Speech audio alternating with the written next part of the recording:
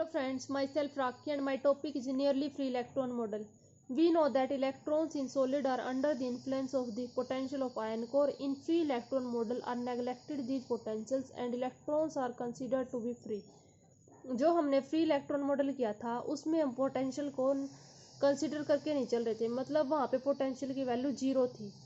But in band theory, the effect of these ionic potentials are taken into account and the electron are considered to be nearly free and model is called nearly free electron model. But जब हमने band theory को पढ़ा तो हम उसमें ionic potential को consider करके चले और इलेक्ट्रॉन्स को कैसे मान रहे थे कि इलेक्ट्रॉन फ्रीली मूव कर रहे हैं, मतलब नियरली फ्री, टोटली फ्री नहीं, नियरली फ्री. तो इसलिए इस मॉडल को क्या नाम दिया गया है, नियरली फ्री इलेक्ट्रॉन मॉडल. हम इसकी एनर्जी को का एक्सप्रेशन जानते ही है, E k equals to h cut square by 2m k x square k y square k z square. अगर हम इसके बी हाफ पर इसका डायग्राम बनाए तो वो पैराबोलिक फॉर्म में आएगा. ये हुआ सिर्फ फ्री इलेक्ट्रॉन मॉडल के लिए काम. अगर हम नियरली फ्री इलेक्ट्रॉन मॉडल की बात करें तो जो उसका वो ई के डायग्राम बनता है उसमें हम ये एक एक्स्ट्रा ये आ जाता है फोरबिडन बैंड गैप. ये क्यों आता है, अब हम इसका रीजन जानेंगे. अगर हम O से A रीजन की बात करें तो जब हमने K की वैल्यू को लिया तो E की वैल्यू हर पॉइंट पर मिल रही थी, मतलब एनर्जी की वैल्यू मिल रही थी. इट मीन्स वहाँ पर इलेक्ट्रॉन ठीक काम कर रहा है, मतलब इलेक्ट्रॉन एग्जिस्ट कर रहा है. अगर हम A से B रीजन की बात करें तो यहाँ पर K की कोई वैल्यू नहीं आ रही है, मतलब इस रीजन में एक गैप आया है जिसको हम बोलते हैं फोरबिडन बैंड गैप या फिर एनर्जी बैंड गैप. इस जो ये रीजन है A टू B, यहाँ पर कोई इलेक्ट्रॉन एग्जिस्ट नहीं कर रहा है, मतलब इट मीन्स ये वाली एनर्जी स्टेट है किसी भी इलेक्ट्रॉन द्वारा ऑक्यूपाई नहीं की गई है. अब हम पोटेंशियल में चेंज ले रहे हैं तो इसी का फंक्शन लेंगे v ऑफ x, जो मीन वैल्यू है 0 टू a क्या है, पीरियोडिसिटी ऑफ द लैटिस. तो 0 to a v of x dx equals to 0. हम एक अनपर्टर्ब वेव फंक्शन लेंगे तो अनपर्टर्ब वेव फंक्शन किसके लिए होगा, जो हमने पहले इलेक्ट्रॉन थ्योरी थी उसके लिए होगा, क्योंकि अनपर्टर्ब किसके लिए ले रहे हैं हम, जिसमें v की वैल्यू 0 है और v की वैल्यू किसके लिए है, अनपर्टर्ब के लिए है, मतलब फ्री इलेक्ट्रॉन थ्योरी के लिए है. तो हमारा जो वेव फंक्शन होगा वो क्या होगा, phi of K x 1/√n exponent of iota K x. ये हमने एक वेव फंक्शन लिख दिया है जो कि नॉर्मलाइज्ड है. अगर हम इसी के कोरस्पेंडेंस में इसकी अनपर्टर्ब एनर्जी लिखेंगे तो वो क्या हो जाएगी, ई नोट के एच स्केयर के square by 8 pi square m. हमने जो ये अनपर्टर्ब लिखा है ना वो सिर्फ इस पार्ट के लिए है, मतलब सिर्फ इतने के लिए है. तो बाउंड्री कंडीशन पर जाकर रिस्ट्रिक्शन क्रिएट हो जाएंगी. इट मीन्स वहाँ पर पोटेंशियल की कुछ वैल्यू आएगी तो वहाँ पर परटर्बेशन क्रिएट होगा. परटर्ब थ्योरी लगाएंगे तो वहाँ से हमारा फंक्शन भी चेंज हो जाएगा. इलेक्ट्रॉन की काइनेटिक एनर्जी की कंपैरिजन में ना उसका पोटेंशियल है वो काफ़ी कम है, इसलिए जो हमारा अलाउड बैंड है ना वो काफ़ी चौड़ा बन रहा है और जो फोरबिडन बैंड गैप है वो काफ़ी कम है, क्योंकि नियरली फ्री इलेक्ट्रॉन मॉडल में तो जो पोटेंशियल है वो काफ़ी वीक है. तो हमारा वेव फंक्शन क्या आ जाएगा, psi of K x 1/√n exponent of iota के डैश एक्स. क्योंकि पहले हम अनपर्टर्ब्ड की बात करते हैं, अब परटर्ब्ड की बात करेंगे तो के भी चेंज हो जाएगा के डैश में. अगर वेव फंक्शन चेंज हो रहा है तो उसकी एनर्जी भी चेंज होगी. तो E naught k dash equals to h square by 8 pi square m k plus n 2 pi by a का होल स्केयर. जो ये वाली वैल्यू है ये k प्लस g की वैल्यू. k क्या है, k सिंपल वेव वेक्टर है और g है जो रेसिप्रोकल लैटिस वेक्टर है.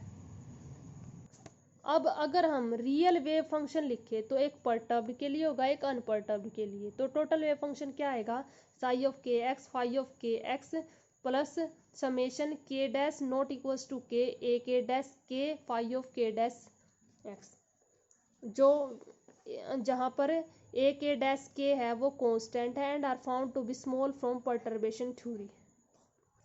जो ए के डैश के है उसको हम परटर्बेशन थ्योरी के लिए यूज़ करेंगे. ये हम जानते ही हैं, क्वांटम में हमने निकाला था first order perturbation second order perturbation.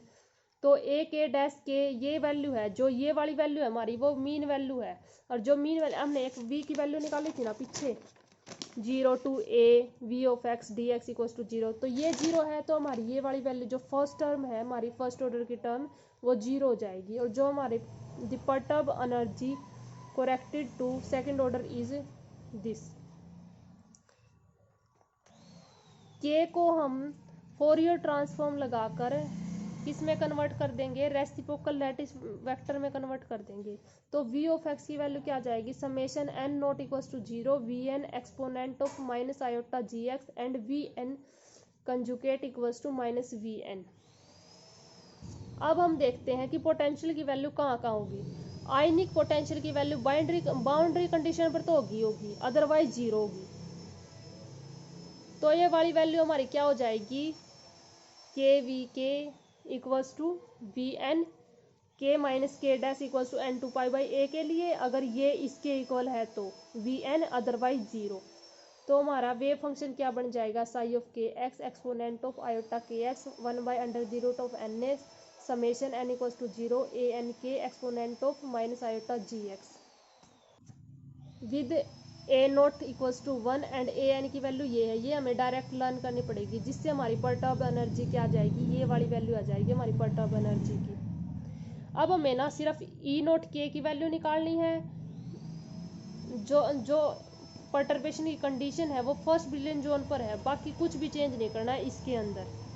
E not के माइनस ई नॉट के डैश की वैल्यू क्या आ जाएगी, ई नॉट के ये है हमारा, और ई नॉट के डैश की वैल्यू ये है। अगर हम ये पुट करेंगे तो हमारी ये वाली वैल्यू आ जाएगी minus H square N by two pi M में K plus N pi by A near the zone boundary. K की वैल्यू क्या है, minus N pi by A equals to minus K dash equals to minus G by 2। तो हमारा जो zone boundary के ऊपर है, necessary to write psi K X A naught exponent of iota K X plus A N exponent iota K plus G X. जो ये वाली value है, अगर हम इसको इस इक्वेशन में पुट करें तो हमारी ये वाली वैल्यू आ जाएगी इसको सोल्व करके। अगर हम इस वैल्यू को मल्टीप्लाई करें एक बार एक्सपोनेंट आयोटा के एक्स से और bye exponent minus iota K plus G x से और इंटीग्रेट करें तो हमारी क्या वाली वैल्यू क्या इक्वेशन आ जाएगी, ये दो इक्वेशन आ जाएंगी। अब इनकी डिटर्मिनेंट फॉर्म लेके हम सोल्व करेंगे तो ये वाली वैल्यू आएगी हमारी 2e के ई नोट के। ये मैथमेटिकल एक्सप्रेशन हम इसे कर सकते हैं अपने आप। At the zone boundary K की वैल्यू क्या है, plus minus N pi by a and E naught k की वैल्यू इक्वल्स टू है E naught k plus g. Therefore the two energy क्या बन जाएंगी, E positive n pi by a की value ये आ जाएगी, E negative n pi by a की वैल्यू ये आ जाएगी। तो एनर्जी गैप क्या आ जाएगा फर्स्ट जोन बाउंड्री पे, delta E equals to 2v, delta E equals to 2v। Thank you.